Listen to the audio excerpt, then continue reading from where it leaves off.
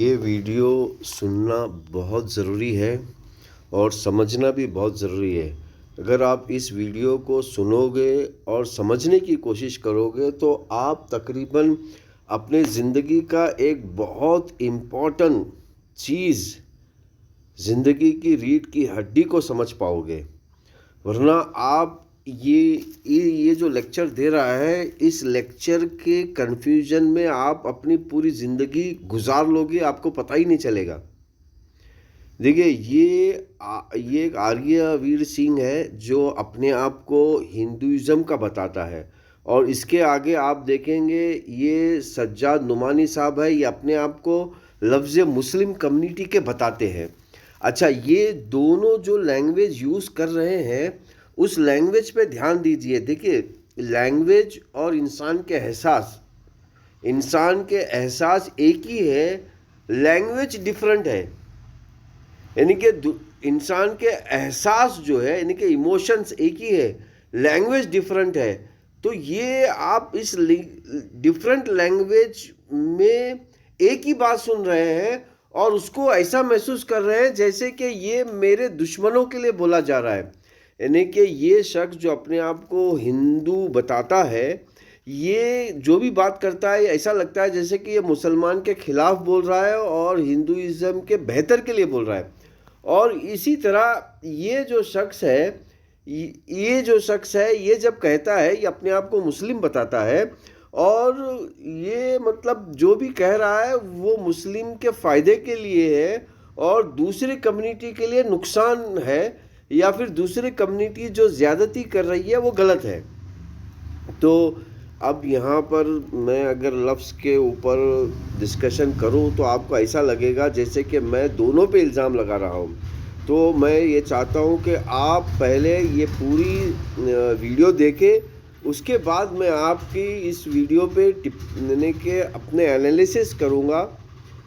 ठीक है, मैंने ज़रा स्क्रीन को बढ़ाया है ताकि मतलब अब तक लगातार सैकड़ों हजारों मासूम इजरायलियों की जान ली, उसके लिए सज्जाद नोमानी की आंखों में आंसू आ जाते हैं। अब आप समझ सकते हैं कि देखिए, अब ये शख्स जो है क्या कह रहा है, ये शख्स ये कह रहा है कि हमास जो है उन्होंने सैकड़ों इजरायली की जान ली। अब पहली बात तो ये बताइए कि अब जो लफ्ज़ यहूदी है, अब लफ्ज़ इज़राइल तो पैगंबर का नाम है, तो वो लोग तो पैगंबरों को तो मानते नहीं है, पैगंबरों के नक्शे कदम पे चलते नहीं है, तो इज़राइल तो पहले वो हुए नहीं। लेकिन आप ज़बरदस्ती उसके ऊपर लेबल इज़राइल का लगा रहे हो। ठीक है, अच्छा, वो लोग जुल्म को मानते हैं, जुल्म और ज़्यादती को मानते हैं। अब अचानक एक 1500 साल के बाद वो आकर कहने लगे कि भाई ये ज़मीन तो हमारी है, हम लेंगे वापस। तो ये तो एक जुल्म हुआ ना, एक चैलेंज हुआ, एक लड़ने का चैलेंज हुआ। तो अब लड़ने का चैलेंज जो है किसने दिया लड़ने का चैलेंज? जो अपने आप को यहूदी कहते हैं, उन्होंने लड़ने का चैलेंज किया। अच्छा, अब ये क्या कर रहा है, अपनी बातों में ये चीज़ को छुपा रहा है और ये जाहिर कर रहा है कि वो यहूदी जो है, यहूदियों पे जुल्म हो रहा है, जबकि वहाँ पर जो अपने आप को मुसलमान बोलने वाले लोग हैं वो लड़ना ही नहीं चाहते थे। वो लड़ना नहीं चाहते तो वो बेचारे मारे ही जाएंगे, क्योंकि अगर कोई सामने वाला आपको चैलेंज कर रहा है लड़ने के लिए तो आपको लड़ना होगा। अब कुछ लोग होते हैं वो लड़ना नहीं चाहते हैं, किसी भी नाम से लड़ना नहीं चाहते हैं, तो वो कहीं ना कहीं उनका नुकसान होता है। तो पहली बात तो इसकी मक्कारी आप देखिए, किस तरह ये मक्कारी करके आपको बेवकूफ़ बना रहा है। अच्छा, चलिए आगे बढ़ते हैं। लोगों की मेंटालिटी क्या है जब ये लोग कहते हैं कि हम हिंदुस्तान के हर एक बच्चे को मोहम्मद नबी का गुलाम बना देंगे।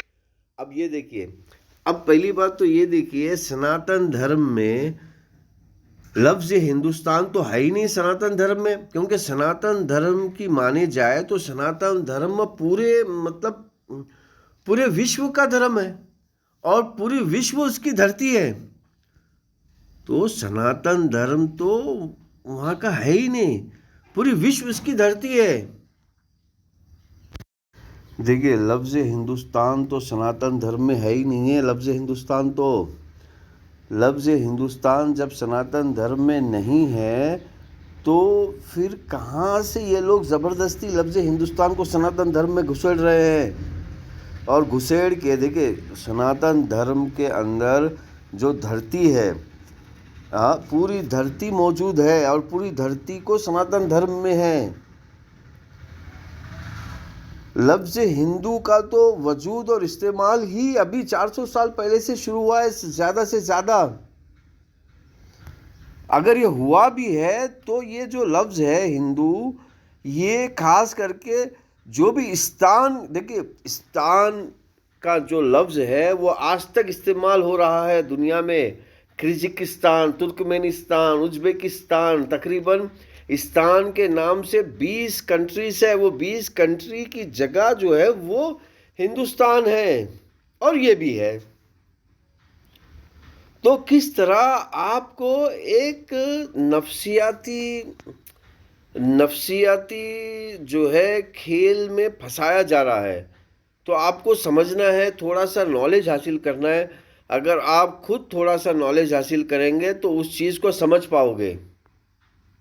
तुम हमारे बच्चों को हिंदू बनाओगे, इंशाअल्लाह हम अपने बच्चों को नहीं, अपनी मुल्क और कौम के बच्चों को इब्राहिम और मोहम्मद का गुलाम बनाए।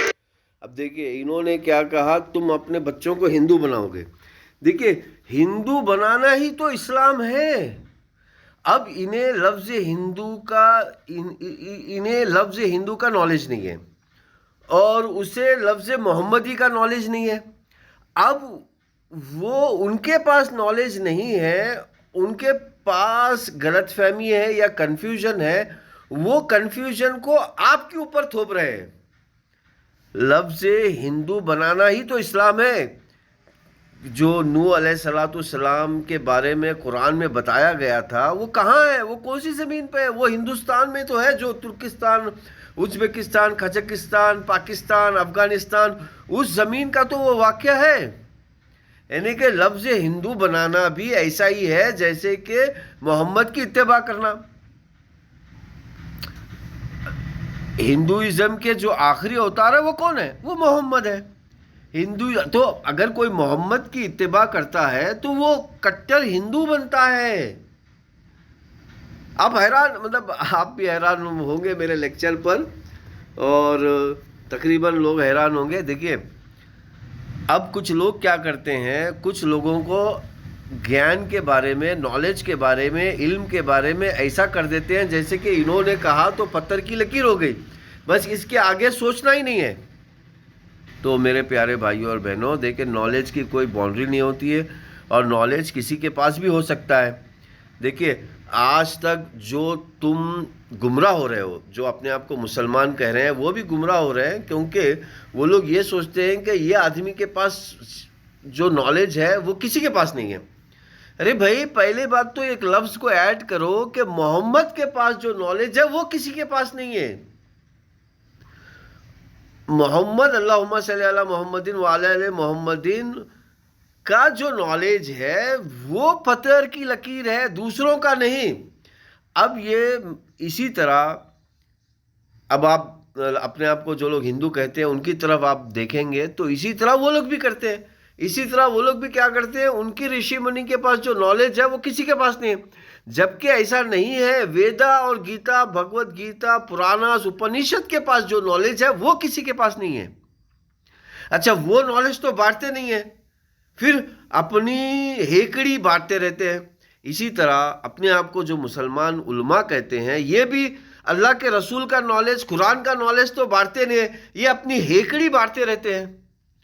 तो आपको अगर इनकी हेकड़ी में फंसना है तो आप फंसिए, आपको जहन्नम से कोई बचा नहीं सकता। अगर आपको जहन्नम से बचना है तो आपको भगवत गीता, वेदा, पुराणास, उपनिषद के नक्शे कदम पे चलना होगा।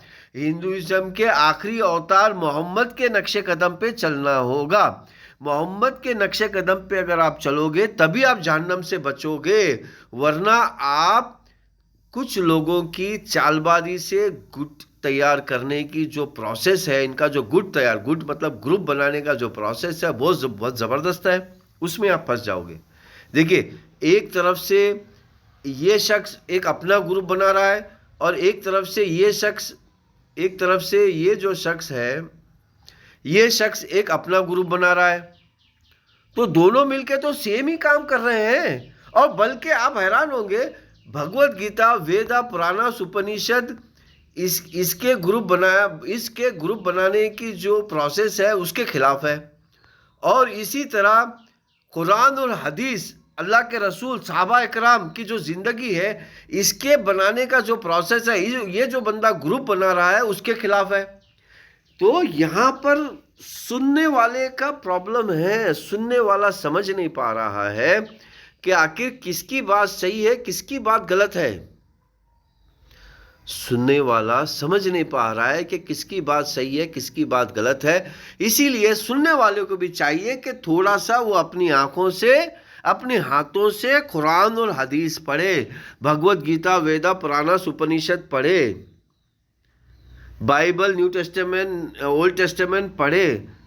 अगर वो अपनी आंखों से कुरान और हदीस को पढ़ेगा तो ये समझ पाएगा कि ये जो बंदा कह रहा है ये कुरान और हदीस के बराबर नहीं है, ये अपने मर्जी से ऐड कर रहा है।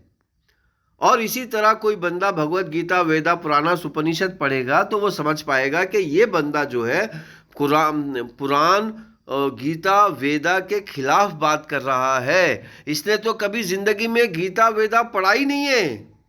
समझ में आएगा, क्योंकि मैसेज जो है भगवत गीता, वेदा और कुरान और हदीस का एक ही है कि भाई तुम्हारा खुदा एक ही है, तुम एक ही माँ बाप की औलाद हो, तुम आपस में सब भाई भाई हो, तुम्हें एक दूसरे का ख्याल रखना होगा, जो तुम में से जुल्म करेगा उसको पकड़ के सजा देना होगा।